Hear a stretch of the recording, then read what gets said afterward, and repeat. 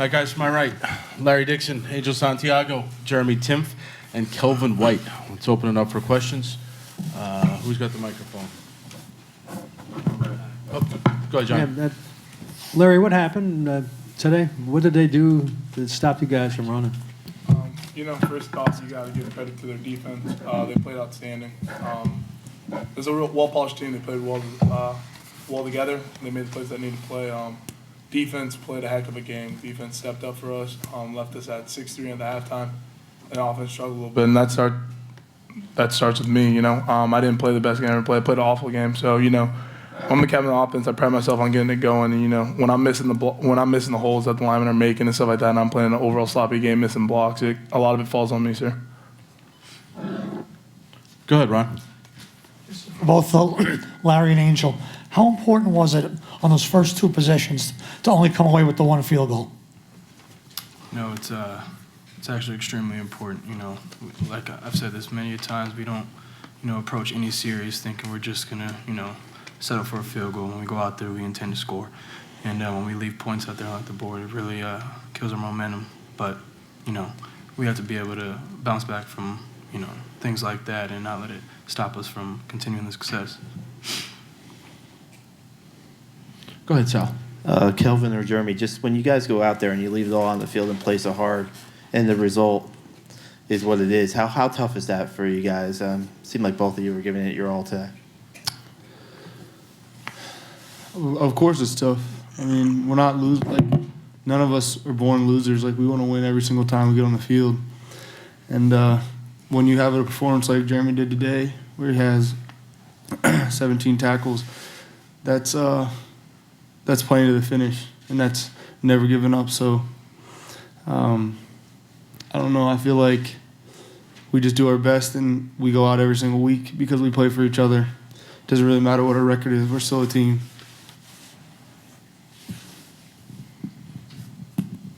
Go ahead, Kelvin. Calvin, I was going to ask you about, the fake punt. It seemed to give you guys a nice lift there. Did you think, after that happened, that might be a play that would kind of spark you guys to coming back and winning this game? I definitely thought it was a spark.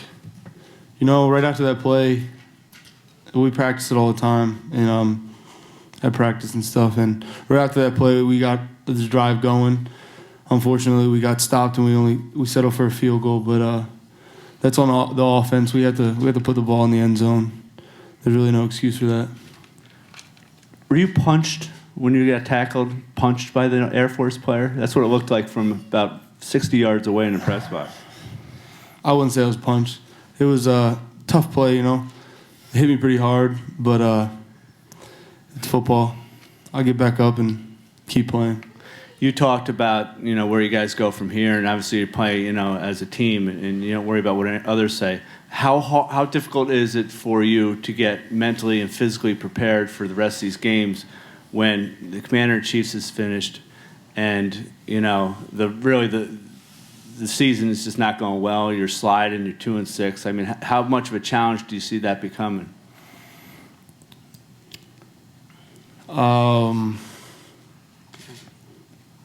It's not that big of a challenge, to be honest.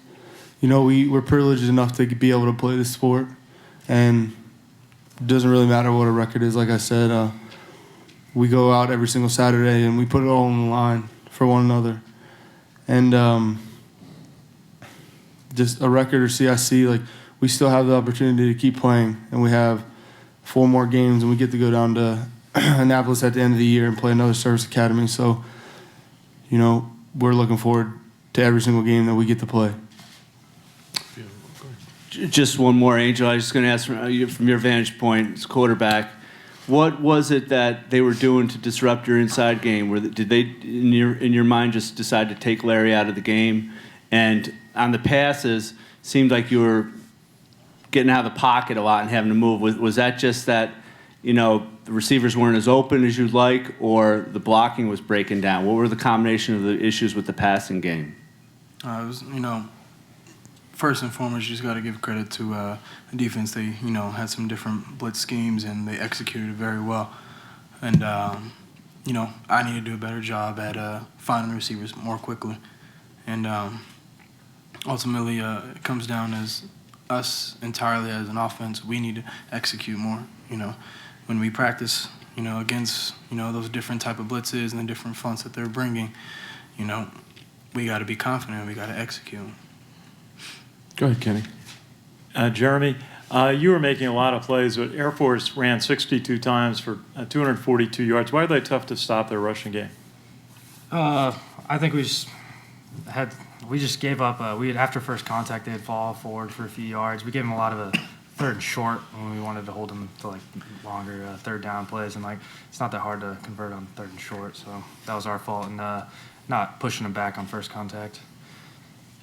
Angel, just going to ask you, you had some shuffling in your offensive line today, a couple of young players, especially on the right side. How did you feel they performed today for you? Well, I trust my offensive linemen. I have no doubt in my mind that they're going to do what they have to do. But, like I said, you got to give credit to their defense because they kind of made things confusing with the different blitzes and different schemes that they were running. But, going forward, there's not a doubt in my mind that, our young offensive linemen can handle any situation. I was going to say, Larry, before the game you talked a little bit about the importance of executing. Why was it hard to execute the game plan today against Air Force? Air Force came out. They played a fantastic game. They're dialed in too, and they're making great plays. And then, the beginning of the game, like I said, they rely on me to get going. And when I'm missing the holes and, linemen are doing great blocks and I'm not getting there, it really puts the team behind. So I put a lot of that on me coming out and not executing my best game, not making the blocks that I should. So. Go ahead, Ron. Jeremy, as the game progresses and it's apparent that the offense isn't contributing as much, how much more pressure does that put on the defense? We got to stop these guys or else. Well, our goal is to stop them every time. So we don't really pay attention to what the offense does. We were on the field much longer, I'm sure, but we had one goal in mind. We stopped them pretty well in the first half and gave up a few big plays in the second half, and I think everybody was still fighting hard, and everybody knew when it came down to it in the third and fourth quarter that we had to make some stops, and we just didn't. What do you think about Owens? Owens, he's a good runner. I just don't think they have the offensive line to give him the credit that he deserves, but he's a good runner. Any questions for the players? Okay. Thanks, guys. Guess we'll have Coach Monk can begin with an opening statement, then we'll open it up for questions. Credit to Air Force. I thought they really just did a nice job. They got a good football team and a well-coached team. They did a great job defending us today. We couldn't get anything going on offense. And 1 of 12 on third down is about as good as you can do. 0 of 12 would be the only thing better. It was just an unbelievable job on their part. And just frustrating for us. We didn't sustain blocks on offense.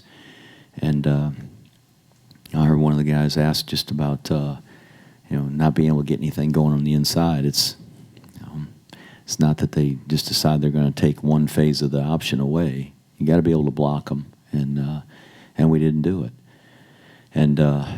And then we tried to throw the ball some and thought we had some opportunities. Couldn't protect him. He got flushed out of the pocket way too quickly, and just overall wasn't a very good performance by our offense. We were fortunate to be in the game at halftime, only 6-3, because I thought our defense was doing a really nice job. They were doing a good job of defending them, and they're a good running football team. Gave up a big play, which resulted in a field goal. And big plays are things we got to eliminate. There's things we talk about a lot, and how a big play can really affect a football game, both positive if it's in our favor and negative if it's against us. And then in the second half, having the opportunity to take the second half kickoff and not being able to do anything with it, and then giving up a play on the very next drive, I think Ryan just dove at him and tried to make a desperation play rather than maybe wrapping him up, and the kid went the rest of the distance. And that's just an error in judgment on his part. He needs to keep that in front of him. As frustrated as he was that the guy caught the ball, not to turn a bad play into an even worse one. So they got out ahead of us, and I thought, you guys asked about the fake punt. I thought that was little shift in the momentum. We started to move the ball right after that, and then we weren't able to get any or get a touchdown. So we got to take advantage of those opportunities, and we knew that they would be limited. I fully anticipated that it was going to be a real slugfest and two teams battling it out, and I thought that's the kind of game it was. And ultimately, they've got a good football team, and they beat us today. Go ahead, Ron. Coach, how important was it coming away from those first two possessions, since you're so down far the field with only the one field goal? To open the game? Yeah, you had those two great positions and only got the one field goal. Well, I was glad we got points, and I'm disappointed we didn't get 7. But like I said, it was a hard-fought game, and as the game and the half kind of went, as you look at it, just having any points there was we were fortunate because they were doing a great job defending us. So we'd love to get points every time we got the ball, but it's not the first time this year we haven't done that. So we obviously didn't execute like we needed to, and like I said, blocking's where it's at. All the plays work if you block them and you sustain blocks, and we didn't do that. And that's everybody. That's not just the offensive line. That's the backs and receivers and everybody involved. Speaking of their defense, they seem to be incredibly anticipatory of what you guys were going to do. It's almost like they were reading minds or something. Yeah, I'm sure they knew exactly what we were doing, Ron. I'm sure they knew every play. I mean, you can't guess plays. They're playing their defense. They're slanting, they're angling, just like us. I mean, you can't guess plays. That doesn't happen. And, it's blocking them. And when you don't block them and they tackle you on the line of scrimmage, it looks like they're anticipating the play, but we're not blocking them. We're not doing a good job blocking them. So it's not, it's not at all that they know what the play is coming, and we don't have that many tendencies where we only have these backs in the game and we run these plays, and we only have these formations. We only run these plays. We tried a lot of stuff, and we didn't go into the game thinking we were going to empty the playbook or anything like that. But we had some things we thought would work, and the fact is we didn't block them very well. So that's why they didn't work. Go ahead, Ken. Coach, it seemed like Air Force just really shut down your running game. I mean, your top runner, Angel, had 33 yards. Larry had less than 15 yards on the day. Was it their defense that was just so effective today? Okay, we didn't block them, all right? I mean, we can state the obvious. Our run game stunk because we didn't block them, okay? You got to line up, and when there's a guy across from you and you're responsible for blocking him, you got to block him and sustain the block and not let him make the play. And we're not doing that. We didn't do it today, and we've had struggles with that all year. So, I mean, call it what you want. We're working our fannies off to try to get it right. And we're a running football team, and that's what we're going to do. We're going to run the option, and we got to be able to run out of tackles. And when we bust out and get on the other side of people, which we did at times, we got to be able to run away from them and outrun them for a touchdown, which we didn't do either. So, we got a lot of things. So I'd like to fix them all with a magic wand, but nobody gave me any of that magic dust. So we're going to have to just try to get better. And right now, we just today they did a great job of defending us and getting off blocks and making plays. And we can make plays too. Just bottom line, we didn't. They did. And Jeremy Timpf obviously had a terrific game, had a big sack, 17 tackles. But how much was the impact of when Andrew King went out of the game in the first quarter?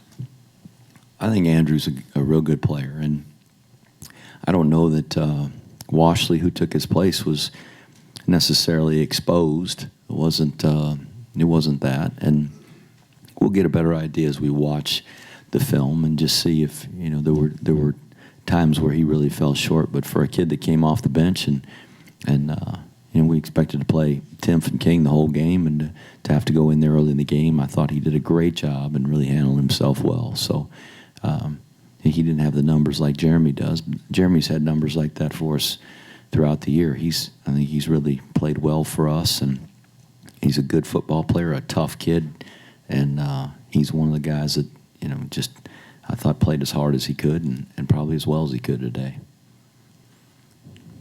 You guys okay? Any more questions for Coach? Appreciate it, guys. Thank you.